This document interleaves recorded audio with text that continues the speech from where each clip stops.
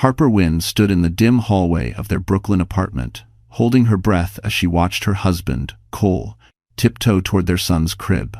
He placed a soft brown teddy bear beside the sleeping toddler, brushing its ear like a man desperate to look loving without doing the work of love. Harper knew that gesture too well, small enough to fake effort, dramatic enough to soothe his guilt. And tonight, guilt was practically dripping off him. Cole glanced at the time on his iPhone and cleared his throat. "I might be late. Big meeting tomorrow. Need to prepare." Harper didn't respond. She didn't need to. The scent of unfamiliar perfume clinging to his jacket already finished the conversation. She whispered, "Be safe," though every bone in her body knew he wouldn't be with spreadsheets or clients. He'd be with Blair Camden, the woman he thought Harper didn't know existed. When the door clicked shut, the apartment fell into a silence so heavy it felt alive. Harper leaned against the crib, watching her son's tiny chest rise and fall. His innocence made her throat tighten. She brushed her fingers across the teddy bear Cole had left behind. A gift meant to distract from the truth. A truth Harper had been swallowing for months. She walked softly into the kitchen, where her untouched dinner sat beside her MacBook Air. She opened it, staring at the email draft she had written a dozen times. "I'm leaving." But she always backspaced, terrified of the unknown, terrified of raising her son alone, terrified of losing everything, even though staying meant slowly losing herself. Tonight felt different. Something inside her pulsed like a warning. A whisper that if she didn't move now, she might never move at all. She checked the baby monitor, exhaled shakily, and whispered as if confessing a crime, "I can't do this anymore." Outside, sirens wailed in the distance. A subway rumbled underground. Brooklyn breathed with its usual noise. But inside this tiny apartment, a decision, one that would change everything, was taking shape. Cole thought he was leaving a teddy bear. He had no idea Harper was about to leave a silence far louder. Cole Wynne stepped out of the Uber in Midtown, adjusting his collar as if the night itself required him to look more alive than he ever did at home. Neon lights reflected across the glass walls of the high-rise gym where Blair Camden waited his secret, his thrill, his escape from the responsibilities he never wanted to admit he carried. The moment he walked inside, the scent of eucalyptus and expensive protein shakes filled the air, replacing the soft smell of baby lotion that lingered in his apartment. Blair stood near the windows overlooking the Manhattan skyline, dressed in a fitted black athleisure set that made her look like she belonged on an influencer billboard. She didn't bother hiding the smirk curling on her lips when she saw him. "You're late," she teased, crossing her arms. Cole shrugged, pulling her into a kiss that held far more urgency than affection. Harper needed help putting the kid down. "You know how it is." Blair laughed, a sound sharp enough to cut. "I don't know how it is. I'm not the one married with a toddler." She picked up her water bottle and leaned closer, her breath warm against his ear. "But I know you wish you weren't." Cole didn't deny it. That was the dangerous part. She led him upstairs to the rooftop lounge, reserved for premium gym members, a space lined with fire pits, soft lighting, and sweeping views of the East River. Cole sank into a cushioned chair, loosening his shoulders for the first time all day. Here, he wasn't a father failing to connect with his son, or a husband who no longer bothered trying. Here, he felt important, wanted, admired. Blair curled against him, scrolling through her phone. "Guess who reached out to me today? Someone from your company." Her tone was playful, but her eyes were assessing. Cole stiffened. "Why would anyone from my company talk to you?" She shrugged, feigning innocence. "Maybe they like my content. Maybe they want me for a brand partnership. Or maybe," she added with a slow grin, "they're curious about the man who keeps sneaking off to see me." Cole's stomach twisted. "You didn't say anything, right?" "Relax," she said, nudging him. "I know how to keep a secret. Unlike your wife, maybe." He laughed uneasily. He didn't know Harper suspected anything. He didn't know she had seen the photos he thought were hidden. He didn't know that silence was never safety, it was preparation. As Blair leaned in to kiss him again, Cole's phone buzzed. He ignored it. Probably Harper asking when he'd be home. Probably something he didn't want to deal with. Far away, in their dim Brooklyn apartment, Harper was awake, staring at her sleeping child, planning her next breath with the precision of someone preparing to escape. Blair rested her head on his shoulder. "You're mine tonight," she murmured. Cole smiled. He had no idea how quickly tonight would become the last peaceful moment he'd ever know. The apartment felt colder after Cole left, as if even the walls understood what Harper Wynn refused to say aloud. She moved through the small living room quietly, careful not to wake her son, Liam, who slept in the next room with the teddy bear pressed against his cheek. The dim glow of a street lamp spilled through the blinds, casting long shadows that swayed across the hardwood floor like quiet warnings. Harper sat at the kitchen table, her fingers trembling slightly as she wrapped them around a lukewarm cup of Starbucks coffee she had barely touched all evening. She stared at the steamless surface, feeling a numbness creep through her chest. The numbness wasn't new, it had been growing for months, settling into her ribs like dust she couldn't wipe away. With a shaky breath, she opened her MacBook Air. The screen lit her exhausted face, highlighting the small details she often ignored. The faint, dark circles under her eyes, the tension in her jaw, the soft sadness permanently etched between her brows. She clicked open her email draft, the same one she had written and deleted a dozen times. "I'm leaving." 2 words she couldn't bring herself to send. She closed the laptop halfway, pressing the lid against her forehead. Tears burned behind her eyes, but nothing fell. Crying required energy, and tonight she had none left. A familiar ping sounded from her phone. She hesitated before pulling it closer. A notification from the credit card shared with Cole appeared on the lock screen. $189. 50 Rooftop Lounge, Midtown, NYC. Her stomach dropped. It was the same place Cole had once described as too expensive for date night. Yet somehow, tonight, it wasn't too expensive for him and Blair. Her breath hitched short, sharp, painful. Another notification popped up. CoYN. Your Apple ID was used to sign in on another device. She froze. Cole had used her login again, and when she navigated to her photo backups, her world tilted. There, hidden in a buried folder, were selfies of Cole and Blair at the gym, at dinners, in an Uber, laughing, touching, living a life she wasn't invited to join. Her pulse hammered against her ribs. She set the phone down as if it were burning her skin. Harper stood abruptly, pacing the small kitchen, gripping her arms to keep from falling apart. "I'm such an idiot," she whispered, her voice cracking. But even as she said it, something inside her resisted. A spark, a flicker, a tiny refusal to break completely. She walked to Liam's room and knelt beside the crib. His tiny hand peeked out from under the blanket, soft and warm. Harper brushed her thumb across his knuckles. "I'm not doing this to you," she whispered. "I won't let you grow up thinking love looks like this." The apartment no longer felt cold. It felt like a cage. And for the first time, Harper understood she wasn't powerless, she was preparing. Liam's soft cry broke through the apartment sometime past midnight, a trembling little sound that sliced straight through Harper Wynn's chest. She pushed herself out of bed, her legs heavy, her mind still fogged with the images she had seen earlier. Cole with Blair, smiling in ways he rarely smiled at home. She couldn't unsee it. She couldn't unfeel the sharpness of betrayal settling deep beneath her ribs. She stepped into the nursery, where the nightlight cast a warm amber glow across the room. Liam was standing in his crib, fists rubbing his sleepy eyes, his tiny body trembling with confusion. Harper lifted him gently, pressing his cheek against her shoulder. His warmth steadied her in a way nothing else could. "It's okay, sweetheart," she murmured, swaying back and forth. "Mommy's right here," he whimpered, gripping her sweater with surprising strength. The teddy bear Cole had left earlier lay on the floor, face down, its stitched smile turned toward the wall as if it too understood the truth Harper had discovered. She settled into the rocking chair, holding Liam close. His small breaths soon evened out, but Harper's didn't. Every inhale wavered, every exhale trembled. She'd spent months pretending not to notice the distance, the excuses, the sudden work emergencies. She had hoped maybe desperately that she was wrong, but she wasn't. She brushed her hand over Liam's hair, her eyes stinging. "You deserve better than this," she whispered. "And so do I." The rocking chair creaked as she shifted, the sound echoing through the quiet apartment. Her phone, left on the dresser, lit up with another notification. Cole had used the credit card again. Another expensive charge. Another lie. Her throat tightened.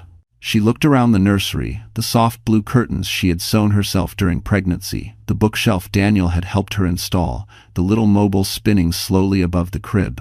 Everything in this room had been built with love, with hope, with a dream of a family that would stand together. Now, the dream felt like shattered glass beneath her feet. She laid Liam back into the crib, tucking the blanket around him. His lips parted in a tiny sigh, and for a moment, Harper's heart almost broke from the weight of it all. She stepped out of the nursery and closed the door softly behind her. The hallway felt darker tonight, the silence colder, the shadows longer. She leaned against the wall, sliding down until she sat on the floor, her knees pulled to her chest. A sob escaped her, quiet, raw, the kind that came from months of swallowing pain she never voiced. She buried her face in her hands. How much more could she take? But between the sobs came something unexpected, a clarity she couldn't ignore. Cole wasn't coming home to her. He hadn't been coming home emotionally for a long time. She wiped her face, standing slowly. Tonight wasn't the moment she broke.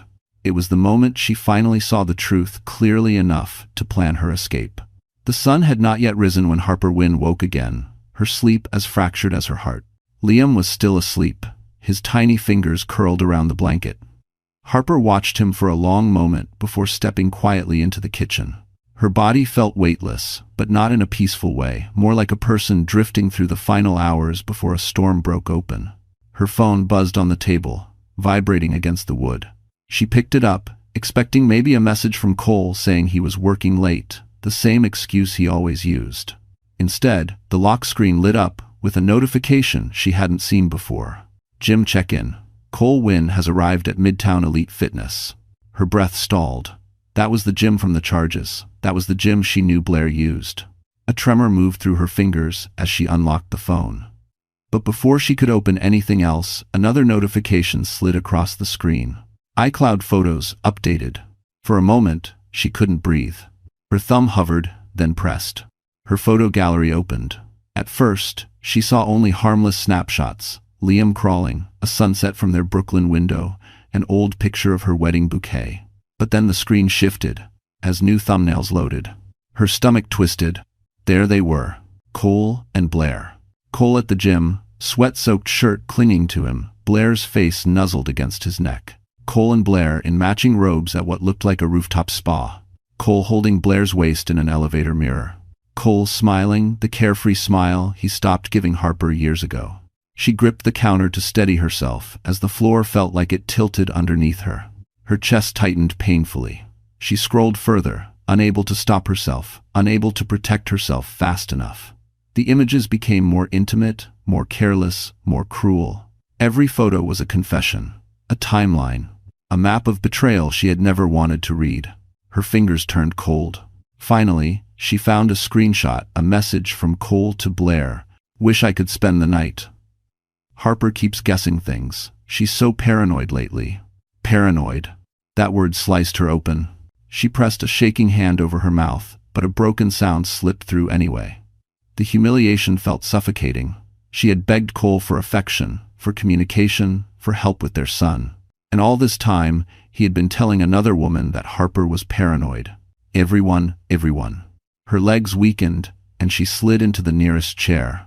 Her eyes burned, but no tears came, only a kind of numbness that felt like frost creeping across her heart. The phone buzzed again. This time, it was a text from Cole. "Heading home soon. Don't wait up." Harper stared at the message, her pulse throbbing in her ears. She finally understood something she had resisted for too long. Cole wasn't coming back to her emotionally. He hadn't been hers for months, maybe years. The truth was brutal, undeniable, and suddenly clarifying. She locked the phone, stood up, and drew in a shaky breath. This wasn't just betrayal. This was her final warning from the universe. Leave now, or lose yourself forever. Harper Wynne stood in the center of the living room, her phone still clenched in her hand. The photos of Cole and Blair burned into her vision like a brand she couldn't scrape off. Her heart pounded unevenly, almost painfully, but beneath the panic lived something sharper, quieter, more dangerous. Clarity. For the first time in months, maybe years, her mind wasn't foggy. It was painfully clear. She moved toward the bedroom with a strange sense of purpose, as if her body knew exactly what to do, even while her emotions lagged behind. She opened the closet and pulled out a suitcase, the one she had once packed for a family trip. Cole canceled last minute because work needed him. Now, Work had a name, and a body, and perfect hair extensions. Harper placed the suitcase on the bed and opened it. The zipper's hiss felt like the beginning of something irreversible. She grabbed only essentials: clothes for her and Liam, diapers, wipes, the emergency cash she'd hidden months ago when she first suspected something was wrong. She added Liam's birth certificate, her passport, and the old Kindle she used to read when nights were quieter, its screen still saved on a highlighted passage from Meditations. You have power over your mind, not outside events. Realize this, and you will find strength. The words steadied her trembling hands. She moved through the apartment fast but silent, like a shadow crossing familiar ground for the last time. When she entered the nursery, she paused. Liam slept peacefully, his fingers loosely curled around the blanket, unaware that his world was changing before dawn. A sob rose in her throat, but she swallowed it and leaned down, brushing her lips across his forehead. "We're leaving, baby," she whispered. "Mommy's not raising you in lies." She lifted him carefully, supporting his warm little body as he settled sleepily against her shoulder. She grabbed his teddy bear, the one Cole left as a prop for guilt, and stuffed it into the diaper bag. When everything was packed, Harper stood near the apartment door, her pulse racing so fast she felt lightheaded. She hesitated for a single second, her hand hovering over the doorknob. This was her home, her son's first home, the place she decorated with hope. But it wasn't safe. Not emotionally, not spiritually, not for her child. She adjusted the bags on her shoulder, took a deep breath, and turned the knob. The hallway was silent at this hour, illuminated by the soft, flickering light of a single bulb. Her footsteps echoed softly as she walked toward the elevator. With each step, a piece of fear fell away. With each step, she claimed a part of herself she thought was long gone. The elevator doors opened, and she stepped inside. By the time Cole's Uber pulled up outside the building at 2:07 a.m., Harper and Liam were already gone into the cold Brooklyn night, toward an uncertain future that somehow felt safer than the life she was leaving behind. Colwyn stepped out of the Uber with a loosened tie and the faint scent of Blair's perfume still clinging to his jacket. He was exhausted, annoyed, and eager to crash on the couch before Harper could interrogate him about where he had been. He rehearsed a lie on the elevator ride up, something about a late meeting, a stubborn client, a delayed train. Harper always doubted but rarely challenged him. She was predictable that way. But when he unlocked the apartment door, something felt wrong. The lights were off. The air felt hollow, like the apartment itself was holding its breath. "Harper?" he called out, stepping inside. His voice echoed slightly, a sound he wasn't used to. Normally, the soft hum of Harper's late-night cleaning or the glow of her laptop greeted him. Tonight, nothing. He flipped on the living room lights. The couch was bare. The blanket usually draped across the armrest was gone. The small basket of Liam's toys by the coffee table looked emptier. Cole frowned, irritation prickling his spine. "Harper, seriously? You asleep already?" He walked toward the nursery and pushed the door open. The nightlight cast its usual soft glow across the room, but the crib was empty. Empty. The blanket. The stuffed turtle. The tiny socks that always seemed to disappear in the laundry. All gone. A cold shock shot through Cole's body. He stepped inside, scanning the room like someone trying to understand a foreign language. "Harper?" His voice cracked despite himself. He rushed back into the living room, grabbing his phone. No missed calls. No messages. Just silence, clean, polished, merciless silence. Suddenly his gaze snapped to the corner of the room. The teddy bear he had left beside Liam earlier lay on the floor, alone, tipped onto its side. Cole picked it up, staring at it as if it held answers. It didn't. Harper hadn't left a note. Hadn't left a warning. Hadn't even left a trace. Cole's chest tightened. His mind scrambled for explanations. Maybe she went to her sister's. But Harper didn't have a sister. Maybe she visited a friend. But Harper barely socialized. Maybe she took Liam for a walk. But not at 2 a.m, not with bags packed, because the closet he ran to it now was half empty. Her clothes. Liam's clothes. Gone. He opened the drawer where Harper kept important documents. Empty. A slow dread climbed up his spine. She hadn't left temporarily. She had left him. Cole sank onto the edge of the bed, gripping the teddy bear so tightly the seams strained. His breaths came short and jagged. "How could she?" he whispered. But somewhere deep inside, A quiet voice, one he had silenced for years, answered back. Because you gave her no reason to stay. For the first time, Cole felt the weight of what he had done. And the terrifying truth. He didn't know if he would ever see his wife or child again. Cole Wynn had always believed he was in control of his marriage, his excuses, his double life. But as the hours ticked by, and Harper still didn't answer his calls, a tight panic crawled into his chest and refused to leave. He paced their apartment like a trapped animal, replaying every detail of the night, but none of the lies he told himself made sense anymore. At 3:21 a.m., he called Harper again, straight to voicemail.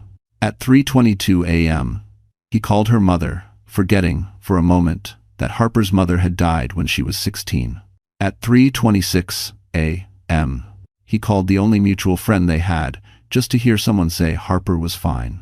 No one answered. The silence sharpened into something terrifying. "Where the hell are you?" he muttered, running a hand through his hair. The teddy bear rested on the couch beside him, staring with stitched eyes that made him feel uncomfortably exposed. He threw it across the room. It hit the wall and dropped to the floor, lifeless. His phone buzzed. Not Harper. Blair. Blair. "You coming over tonight? Or still dealing with Mrs.'s emotional breakdown?" Cole clenched his jaw. For once, Blair made him feel sick instead of alive. He typed nothing back. Before he could think of what to do next, his phone buzzed again, this time an unfamiliar number. His heart leaped. He answered immediately. "Harper?" No reply.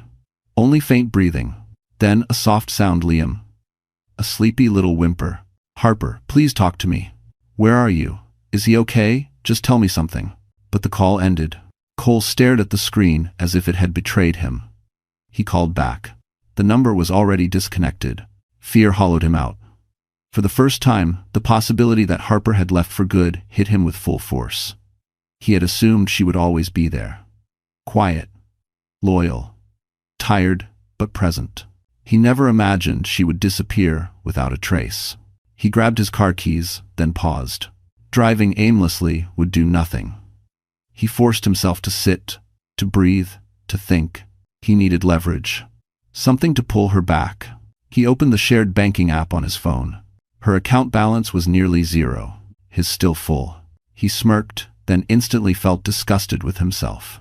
Would she come back if money became tight? Would she call him if she got scared? Before he could spiral further, his phone buzzed again. A text. From Harper. A single sentence. "Stop calling. Liam is safe." That's all you need to know. No location. No explanation. No emotion. Just cold distance. Cole's breath caught in his throat. The message wasn't sent out of anger. It was sent out of finality. For the first time, Cole understood he wasn't chasing a wife having a temporary breakdown. He was chasing a woman who had finally opened her eyes. And he was terrified he was already too late. The road to upstate New York felt endless, especially with a sleeping toddler in the back seat and a future that looked nothing like the life Harper Wynn had once imagined. Dawn broke slowly as she drove past stretches of pine trees and frost-covered fields, her headlights cutting through the early morning haze. By the time she reached the small rental cabin Daniel had helped her secure, the sun was barely rising over the Hudson River. The cabin was modest, weathered wood, a stone chimney, and a tiny porch with a single rocking chair. But to Harper, it looked like the first safe place she had seen in years. She carried Liam inside, his head heavy against her shoulder, and laid him gently in the makeshift crib Daniel had assembled the day before. The silence inside the cabin was thicker, deeper, almost startling. No traffic, no footsteps from neighbors, no tension humming in the background like in Brooklyn. Just quiet. A quiet she didn't yet trust. Harper rubbed her arms, suddenly aware of how cold the cabin felt. She turned on the small heater and then walked to the kitchen area, where a handwritten note sat on the counter. "Groceries in the fridge. Call me if you need anything. Rowan." Dr. Rowan Ellison, calm voice, steady eyes, someone who had seen her unravel before she knew she was unraveling. He had helped her process panic attacks during pregnancy, helped her fight postpartum depression, and now, without asking for thanks, he had helped her run. Her throat tightened with gratitude she didn't yet know how to express. She opened the fridge. Milk, fruit, sandwich supplies, even a tiny Starbucks bottled latte, the kind she always bought on hard days. She closed the door slowly, pressing her forehead against the cool surface. Someone had finally thought about what she needed. Hours later, Liam woke with a soft cry, and Harper rushed to him. He blinked up at her, confused for only a moment before reaching for her face with warm, pudgy hands. His innocence grounded her, pulled her back from the edge she'd been dangling from all night. She lifted him, swaying gently. "We're okay," she whispered, though the words trembled. "Mommy's going to make sure we're okay."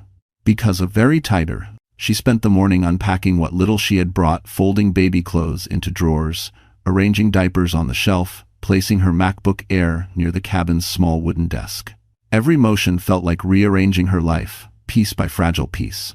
When she finally stepped outside, the cold air stung her cheeks, but the view stole her breath. The river shimmered with early sunlight, birds broke the silence with gentle calls, and the world felt strangely untouched. Freedom wasn't loud. It wasn't dramatic. It was this quiet, shaky, terrifying. Her phone buzzed in her pocket. Another message from Cole. She didn't open it. Instead, she tucked the phone away, lifted Liam into her arms, and let the wind carry the weight she could no longer hold. For the first time, Harper allowed herself to believe she had run toward something, not away. By late afternoon, the cold in upstate New York had settled into Harper Wynn's bones. The cabin heater hummed steadily, but exhaustion pressed heavier than the winter air. Liam napped on a folded blanket near the fireplace, his cheeks rosy from the warmth. Harper finally allowed herself to sit, her hands cupped around a mug of instant coffee, the steam rising in soft curls. A knock shattered the quiet. Her heart lurched. For a split second, fear shot through her. Had Cole found her already? She stood slowly, stepping over toys scattered on the rug. When she opened the door, relief swept through her, so suddenly she almost buckled. It wasn't Cole. It was Rowan Ellison. His brown coat dusted with frost, his hair slightly tousled from the wind, a gentle smile tugging at the corner of his mouth. "Harper," he said softly. "I didn't want to call and wake Liam. Thought I'd check in." She exhaled shakily. "You scared me."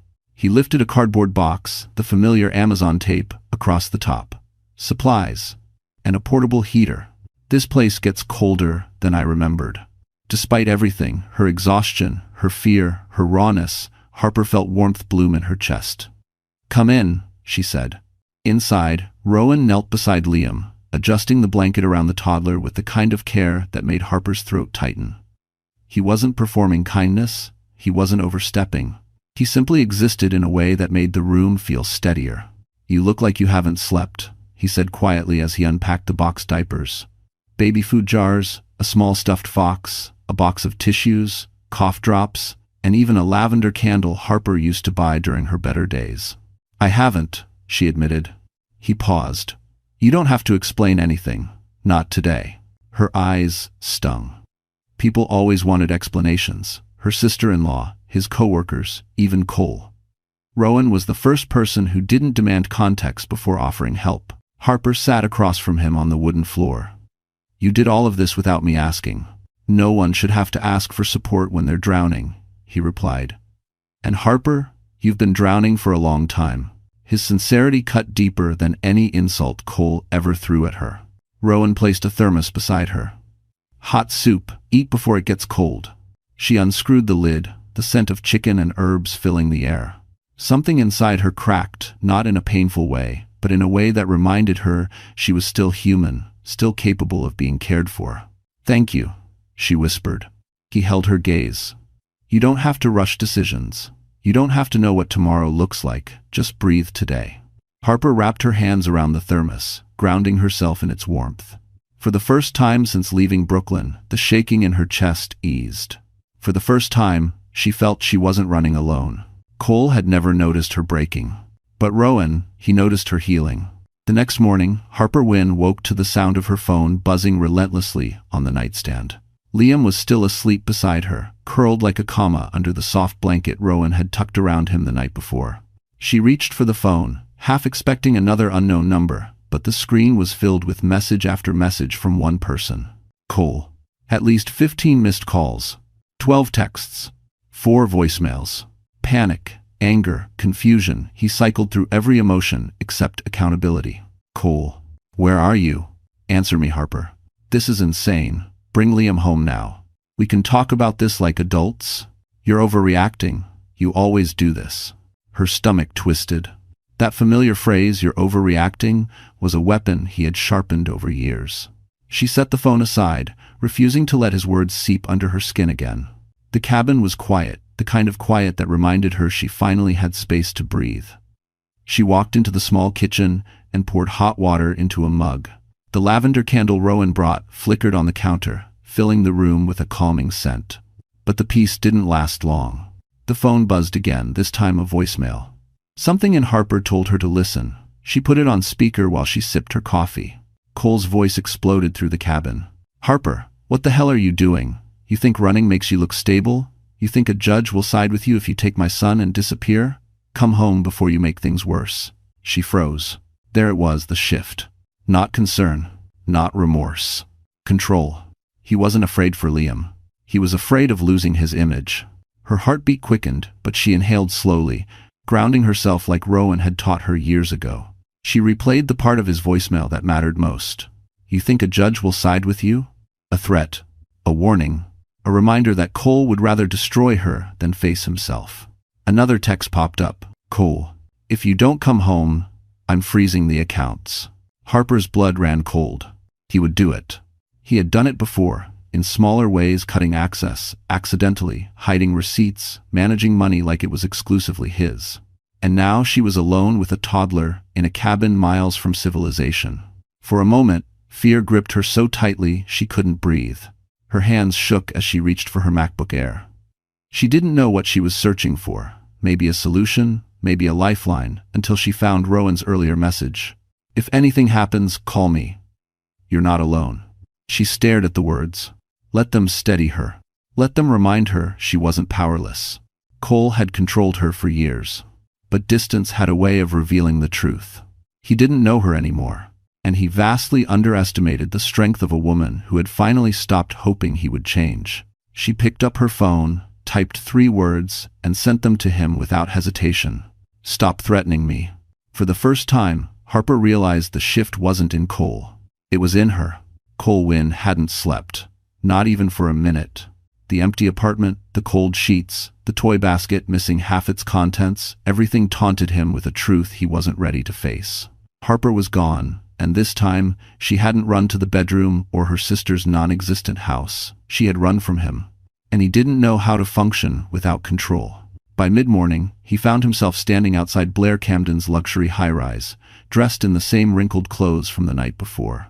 The doorman recognized him and let him through with an unspoken judgment. Cole pretended not to notice. Blair opened her apartment door with a sigh, wearing a cropped sweatshirt and leggings, hair tied in a messy bun meant to look effortless. "You look like a disaster," she commented, stepping aside to let him in. Cole didn't sit. He stalked across the living room, rubbing the back of his neck. "Harper's gone." Blair raised one brow. "Gone like, what, she took the kid to Target?" "Gone," he snapped. "The apartment is empty. She took Liam." She turned off her phone. Blair's expression shifted, annoyance mixed with something colder. She crossed her arms. "And you're here? Why? Looking for sympathy?" "Because, babe, I didn't sign up to co-parent someone else's toddler." Her words cut deeper than he expected. "I thought you cared," he muttered. Blair barked a laugh. "About you? Don't be dramatic. We had fun. But don't confuse fun with a future." Cole felt something crack inside him. "I left my family for you." "No," she corrected sharply. "You neglected your family for me. That's different. And honestly, that's not attractive anymore." He stared at her, stunned. Blair walked to the kitchen island and picked up her phone, scrolling casually. "Besides, your company reached out again this morning." "Something about an internal ethics review?" She smirked without looking up. "Maybe you should focus on that." Cole's heart dropped. "What did you tell them?" Her smile grew sharper. "Don't worry. I didn't mention your little affair. I don't need to. They already have screenshots of the gym membership charges you put under a corporate card." He felt the blood drain from his face. "You reported me?" Blair finally looked up, her expression cold and almost pitying. "Sweetheart, I don't report. I just don't delete receipts." Vori 7. The realization hit him like a punch. The woman he risked everything for had just become the woman who could destroy him. "You set me up," he whispered. "No," she corrected again. You set yourself up. I just didn't clean the mess for you." He staggered back, breath shallow. Blair turned her attention to her mirror, adjusting lip gloss. "You should go home, Cole, fix your life, or whatever's left of it. Well, become." But as he reached the door, she called out one more thing soft, almost sweet. "Oh, and Cole, if Harper's smart, she won't come back." The door clicked shut behind him. For the first time, he felt truly alone. Cole Wynn walked into his office the next morning pretending nothing was wrong. He wore his cleanest suit, shaved twice, and even splashed on the expensive cologne Harper had given him 2 anniversaries ago. He needed to project stability, control. He needed to look like a man who hadn't lost his family overnight. But the moment he stepped onto the 23rd floor of the glass tower in Midtown Manhattan, he sensed something off. People stared, whispered, avoided eye contact. Cole swallowed hard and pushed forward toward his cubicle, forcing a confident stride. But before he reached it, a voice called out sharply, "Cole, HR wants to see you." He turned. His manager, Tom, stood stiffly with a folder in hand, eyes narrowed in a way that told Cole this wasn't optional, this wasn't casual, and it definitely wasn't good. Cole's stomach twisted. "Is this about the Q4 numbers? I can explain." "It's not about numbers." That alone made Cole's blood run cold. Minutes later, he sat in a small conference room across from 2 HR representatives. A Montblanc pen lay perfectly aligned on the table between them, a corporate omen he suddenly hated the sight of. One of the reps, a woman named Marcia, folded her hands and sighed. "Cole, we're conducting an internal review regarding misuse of company funds." His throat tightened. "Excuse me?" She slid a printed document toward him. Transactions highlighted in yellow, gym charges, rooftop lounges, hotel day passes, all on a corporate card. Cole felt his face heat. Those were client meetings. Relationship building. "You know how this industry works." Marcia raised a brow. "At a rooftop spa? With a fitness influencer?" She flipped to another page, a screenshot of Blair Camden's public Instagram story, geotagged at the same lounge at the same time as the charge. His heart slammed into his ribs. That woman had posted everything. Everything. "I can explain," he insisted, panic thick in his voice. "We'll allow you to," Marcia said coolly, "in writing. But until the review is complete, your corporate access will be suspended." He blinked. "Suspended? You're suspending me?" Tom exhaled heavily. "Cole," the CFO saw the report. "He's not happy." Cole's stomach dropped. The CFO. He'd hoped this mess would stay at HR level. The CFO meant this was big. Bigger than he could control. "But I'm a top seller," Cole argued, desperation rising. "I've brought in hundreds of thousands this quarter. And we appreciate it," Tom said. "But ethics violations are taken seriously. Very seriously." His badge was taken. His laptop locked. His emails frozen. Cole stumbled out of the conference room, feeling stripped, humiliated, exposed. Every step down the hallway felt heavier than the last. His phone buzzed. A message from Blair. He hesitated before opening it. Blair. "Hope work isn't too stressful today." That mocking little smiley face shattered something inside him. He typed furiously. "Cole, did you give HR those screenshots?" 3 dots appeared. Then, Blair.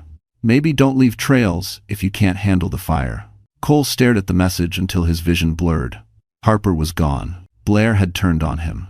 And now his career, his precious sense of power, was collapsing. For the first time, he didn't know if he could recover. The afternoon sun filtered softly through the thin cabin curtains, painting golden strips across the wooden floor. Harper Wynn sat on the edge of the small love seat, her hands wrapped around a warm mug of chamomile tea Rowan had left for her that morning. Liam napped peacefully in the bedroom, his little breaths rising and falling in a rhythm that soothed her frayed nerves. For the first time since leaving Brooklyn, Harper allowed herself to feel the quiet rather than fear it. But healing doesn't start with peace. It starts with breaking. And she could feel the break rising in her chest, sharp and deep. She set the mug down and opened her MacBook Air, hesitating before clicking on the telehealth link Rowan had emailed her overnight. A soft chime sounded. Rowan appeared on the screen, his voice gentle as ever. "Hey Harper, how are you holding up?" She forced a smile. "I'm here." "That's enough for today," he said sincerely. For a moment, she didn't speak. She just breathed. Her shoulders trembled with each inhale. "Everything hurts," she finally whispered. "Not just what Cole did, but the fact that I stayed so long. I thought I was protecting Liam, but maybe I was teaching him the wrong version of love." Rowan leaned forward. "Wanting a family isn't weakness. Hoping someone will change isn't foolish. What is foolish is believing you deserved less than honesty." The words hit her like a wave. Her eyes stung. "You didn't fail, Harper," he continued. "You survived something that was slowly destroying you." Her breath shook. "I feel stupid." "You're not stupid," he said firmly. "You're exhausted, and exhaustion makes everything heavier." A tear fell before she could stop it. Then another. Soon she was crying in quiet, shuddering waves, crying the way she never allowed herself to when Cole was home. She pressed her palm to her mouth, but the sobs broke free anyway. Rowan didn't interrupt. He didn't rush her. He didn't minimize her pain. He simply held space for it. When she finally managed to breathe again, he said softly, "You're doing the hardest part, Harper. You're finally feeling what you've been forced to suppress." She wiped her cheeks. "How do I stop hating myself for not leaving sooner?" "You replace hate with understanding," he answered. "You remind yourself that you left the moment you found your strength. Not late, not early, exactly when you were capable." Harper let the words sink into the deepest, most wounded parts of her. Something loosened inside her ribcage. Rowan continued, "You're not broken. You're rebuilding." A long silence followed, one that felt steady, not empty. "Thank you," she whispered. "Call me anytime," he replied. "You're not alone in this." After the session ended, Harper stepped outside. The cold air kissed her cheeks, and the Hudson River shimmered in the distance. She wrapped her arms around herself, not out of fear this time, but out of something unfamiliar: hope. Healing didn't happen in one moment, but this was where it began. Snow began falling by late evening, soft flakes drifting past the cabin windows like feathers shaken loose from the sky. Harper Wynne wrapped Liam in a warm blanket, humming gently as she laid him in the crib Rowan had set up. The heater hummed steadily, and for once, the small cabin felt like a cocoon rather than a hiding place. She checked her phone, still no new messages from Cole. Good. Distance was safety. She stood near the window, watching the snow thicken into a quiet curtain. A strange mix of gratitude and grief swelled inside her. Gratitude that she had escaped, grief that escaping had ever been necessary. She was about to turn away when headlights cut through the darkness. Her breath stopped. A car, too large to be Rowan's, too sleek to belong in a rural rental lot. Her pulse hammered. "No," she whispered. "Not here. Not this fast." The engine shut off. The driver's door opened. Footsteps crunched through snow. Harper's entire body tensed. A sharp knock shook the cabin door. Liam stirred in the bedroom. Harper's voice trembled as she called out, "Who's there?" "Harper," a familiar voice answered, strained, breathless, furious. "Open the door. We need to talk." "Cole." Her blood ran cold. She backed away from the door as if it were something alive. Cole's voice came again, louder this time. "Harper, I know you're in there. I see the lights on." End quote. She picked up her phone with shaking fingers, dialing Rowan instantly. He answered on the second ring. "Harper?" "He's here," she whispered. "Cole. He found us." A pause, sharp, controlled. "Do not open the door. I'm on my way. 10 minutes. But 10 minutes felt like forever when danger was standing inches away. Cole pounded again, harder. "This is ridiculous. You took my son and disappeared. Do you want the police involved? Because I will." Harper found her voice, thin but steady. "Cole, stop. You have no right to be here." "No, right?" His laugh was humorless. "He's my son. And you, what you did, running off like this? That's unstable, Harper. Judges don't like unstable." Her stomach twisted. There it was. Control, disguised as concern. Manipulation, dressed as legal threats. "Leave," she said firmly. "You don't get to tell me that," he snapped. "Open this door, or—" He stopped. Not because he chose to, but because Liam began crying. A raw, frightened cry. Cole's tone shifted instantly. "See, you're stressing him out. This environment is stressing him out." "Harper, I'm begging you, let me in." His voice cracked in a way that once would have broken her. Now, she heard the truth beneath it. He wanted control back. Not family. Not healing. Control. She stepped closer to the door, not to open it, but to speak through it. You lost the right to stand on the other side of this door when you chose someone else's arms over our sons. Silence. Then anger. You're making a mistake, he hissed. A massive one. Harper didn't flinch. No, I'm correcting one. Footsteps suddenly crunched behind Cole. Another voice, calm, steady, ice-cold with warning, spoke from the darkness. Step away from the door, Cole. Rowan had arrived. And this time, Harper wasn't facing her past alone. Colwyn spun around, shock flickering across his face as Rowan Ellison stepped into the faint glow of the porch light. Snow clung to Rowan's coat, but his posture was calm, controlled in a way that made Cole's anger look childish. "What the hell are you doing here?" Cole snapped, fists clenching. Rowan didn't blink. "I'm here because Harper and Liam are under my protection right now. You need to leave." Cole scoffed. "Your protection? Don't flatter yourself. Harper is my wife. Liam is my son." Inside the cabin, Harper stood frozen, listening through the wooden door. Liam's cries grew louder, more frightened. She hurried to the bedroom and lifted him from the crib, whispering softly, "It's okay, baby. Mommy's here." But Liam wasn't calming. His tiny body trembled, and his sobs grew sharper, turning into hiccuping gasps. When Harper carried him toward the living room, his face was red, eyes wet, hands reaching upward desperately. "Shh, sweetheart," she murmured, bouncing him gently. "It's just a noise. You're okay." Outside, the argument escalated. Cole stepped closer to Rowan. "You have no business interfering. This is between me and my wife." Rowan's tone stayed level. "Your wife made a choice, and she has every right to distance herself from someone who hurt her." "Hurt her?" Cole spat back. "Everything I did was because I was overwhelmed. She was never satisfied, always complaining, always emotional." Rowan raised one brow. "That's not justification. That's blame." End quote. Snow continued falling, cold and quiet, as two different men stood in two very different versions of themselves. Inside, Harper paced slowly, trying to soothe Liam, but the baby clung to her collar, his breath shaky. She kissed his forehead, heart aching from seeing her son in fear. Then, suddenly, Liam lifted his head, eyes still wet but wide. He looked toward the door, toward the voices, toward the tension he didn't understand, but deeply felt. And then, for the first time ever, he formed a tiny, trembling word. "Duh, duh." Harper froze. Rowan froze. Cole, who heard the muffled sound from outside, stared at the door in stunned disbelief. "Duh, duh," Liam said again, reaching not toward the door, not toward the voice screaming in anger outside, but toward the warm, steady presence behind Harper. Toward Rowan. Harper turned slowly.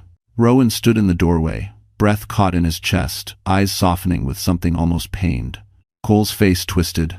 "That's my son," he barked, voice cracking. "He said it because of me." But Harper shook her head, tears slipping silently down her cheeks. "No, Cole. Babies say dada to the person who makes them feel safe." Rowan looked stunned, humbled, overwhelmed.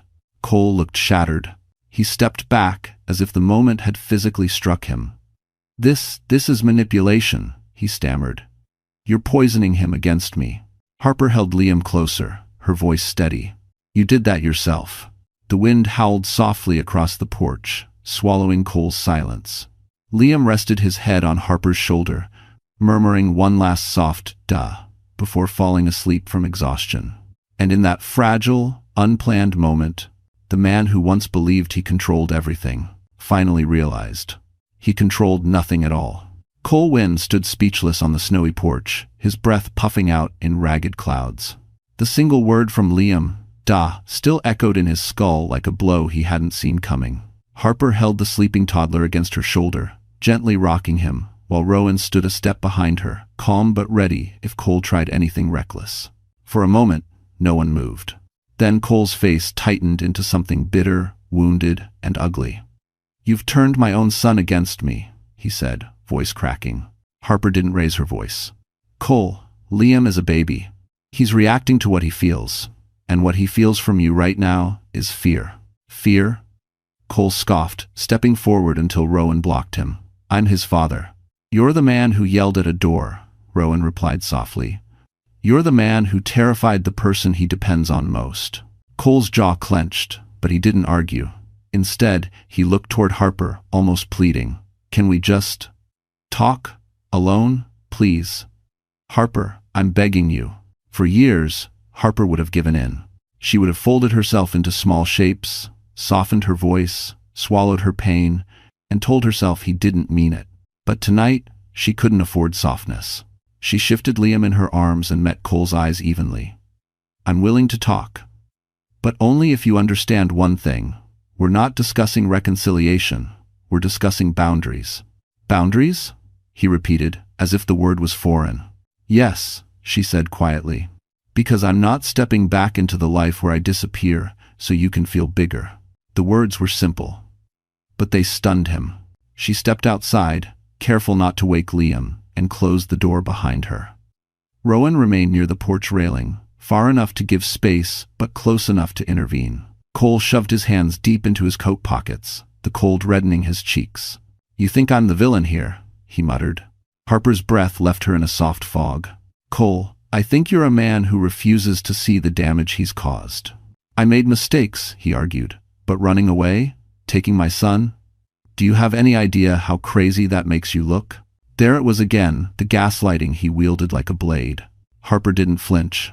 I didn't leave to hurt you. I left because staying with you was hurting me. He opened his mouth, then stopped. Something in her expression, steady, unshakable, made him hesitate. You're not the same, he said slowly, almost accusingly.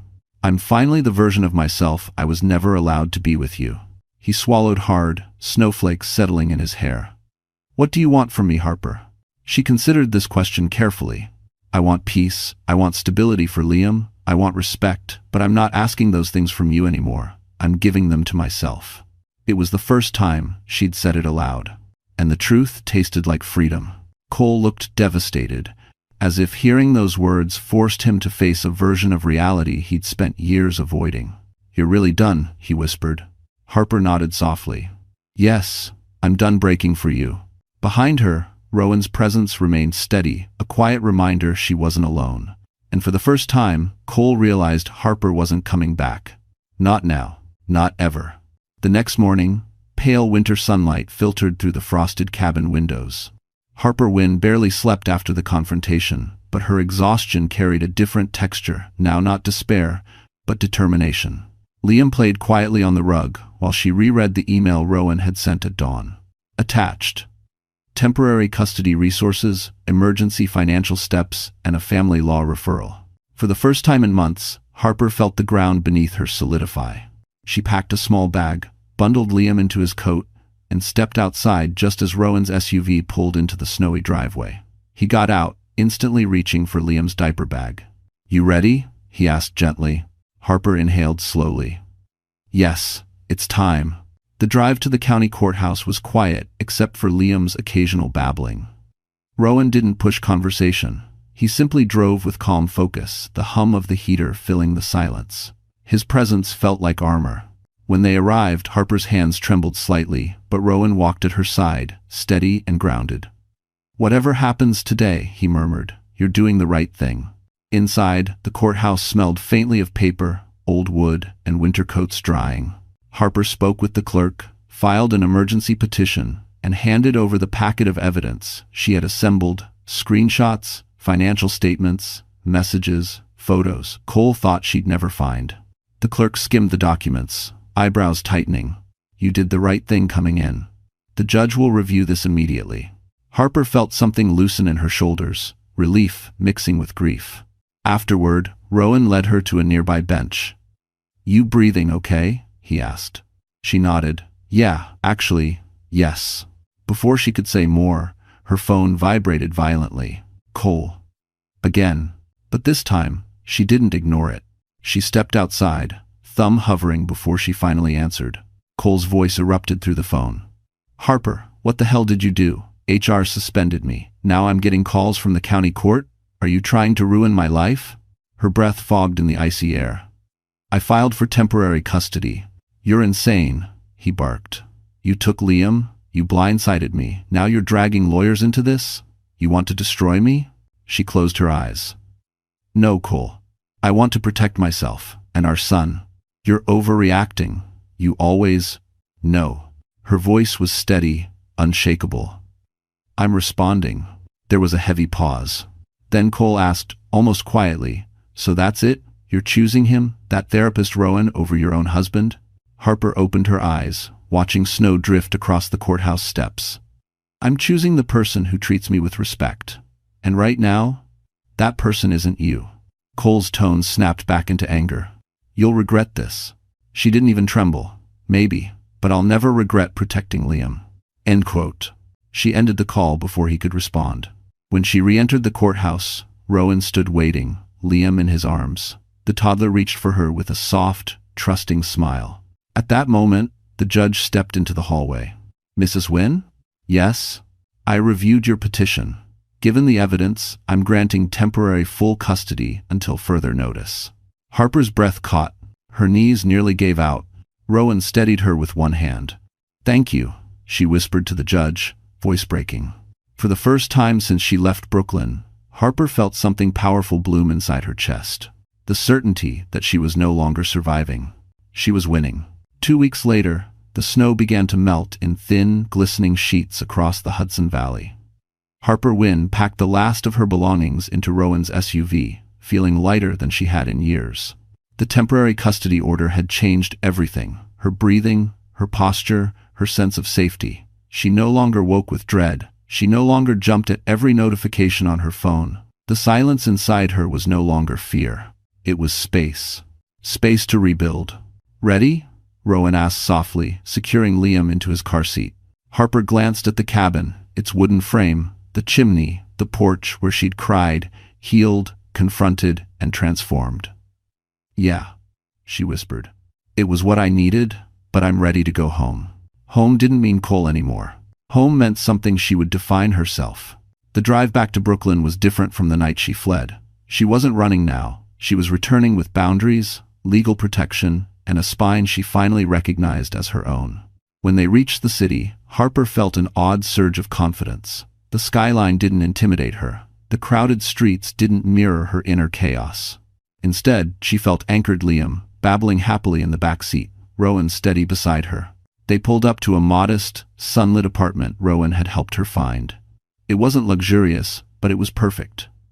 2 bedrooms, hardwood floors, a view of a small park. A place where Liam could grow without absorbing his father's anger. A place where Harper could breathe without shrinking. Rowan carried the heaviest boxes, insisting without a hint of arrogance. Let me help, he said each time she tried to lift something herself. You've carried enough. Harper didn't argue. By late afternoon, the apartment began to look alive. Liam's toys scattered across the rug, Harper's books filling a shelf, sunlight pooling on the kitchen counter where she set her laptop. A new beginning in every corner. When Liam napped, Harper stepped onto the small balcony overlooking the park. Children played below. People walked their dogs. Life moved gently, steadily. Rowan joined her quietly. How does it feel? She exhaled. The breeze lifted strands of her hair. It feels like I'm finally choosing myself. He nodded, hands tucked into his coat pockets.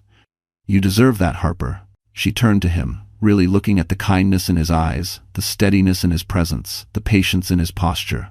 A softness stirred in her chest, unfamiliar but warm. Thank you, she said, for everything, for showing up, for not asking for anything in return. If you want it. Rowan smiled a small private smile. I wasn't helping for a reward. I was helping because I care. Her breath caught not out of fear, but because the words didn't threaten her. They soothed. Before she could respond, her phone buzzed on the railing. A single message from Cole. I want a meeting. You owe me that. Harper didn't flinch this time. She looked at Rowan, then at her new home, then at her sleeping son inside. No, she whispered. She didn't owe Cole anything. And for the first time, she believed it. Spring came early that year. The park beneath Harper Wynne's new apartment filled with budding trees, dogs chasing tennis balls, and joggers shaking off winter. Inside, sunlight streamed through her windows, warming the wooden floors and the corners of a life she was finally rebuilding on her own terms. It had been a month since she left the cabin. A month of healing, of forming routines with Liam, of letting peace settle into the spaces where fear used to live. And after ignoring Cole's attempts to provoke her texts, voicemails, even letters, she finally agreed to one meeting. Not for him. For closure. They met in a neutral space, a quiet conference room at her attorney's office, where everything smelled faintly of ink and old books. Harper walked in with her head high, Liam at home with a trusted babysitter, Rowan waiting in the building lobby if she needed him afterward. Cole stood when she entered. He looked thinner, hollowed out by consequences he had never expected to face. Suspended from work, gossip swirling through his office, Blair gone. His reputation, carefully crafted arrogance, fractured. "Harper," he began, voice soft. "You look different." "I feel different," she replied, sitting across from him. He swallowed hard. "I want to fix this. I want my family back." Harper didn't hesitate. "There is no back to return to." His brows knit. "You can't be serious. After everything?" "After everything," she said firmly. "I finally learned what love should not feel like." He blinked, stunned. She continued, her tone steady. "You blamed me for your unhappiness. You lied. You cheated. You made me question my sanity so you wouldn't have to face your own behavior. And when I finally left, you threatened me with court instead of asking if I was safe." Cole exhaled shakily. "I didn't mean—" "You did," she said. "And that's why I'm done." Silence stretched between them. Then she slid a document across the table, the finalized separation terms she and her attorney had prepared. "Sign this, and we can both move on. You'll have supervised visitation, stability for Liam, and a chance to rebuild your life without destroying mine." He stared at the papers. His voice cracked. "So that's it? You're choosing him? Rowan?" Harper smiled softly. "I'm choosing myself. Rowan just happens to respect that." Cole's shoulders slumped as realization washed over him. For once, he didn't argue, didn't manipulate, didn't fight. He simply signed. Harper walked out lighter than air, the hallway filled with the soft hum of freedom. Rowan was waiting by the elevator, hands tucked into his coat pockets, a question in his eyes. "How did it go?" "It's done," she said, breathless with relief. Rowan nodded once, gently. "Good." Outside, the world felt brighter. She and Rowan walked toward the park, where Liam waited with the sitter. Rowan brushed a stray curl from her cheek, slow, careful, as though asking permission without words. Harper didn't step away. In the weeks that followed, their companionship grew into something tender, rooted in respect and steadiness, nothing like the brittle love she once begged for. One warm afternoon in Central Park, under blooming cherry trees, Rowan knelt with a simple ring in hand, Liam clapping beside him. "Harper," he said softly, "let's build a life with peace at its center." Tears filled her eyes, but not from pain. From finally being seen. "Yes," she whispered. "Yes." Cole watched from a distance, months later, alone, remorseful, and living the consequences of the life he built. But Harper finally lived the life she deserved. So that's the end of the story.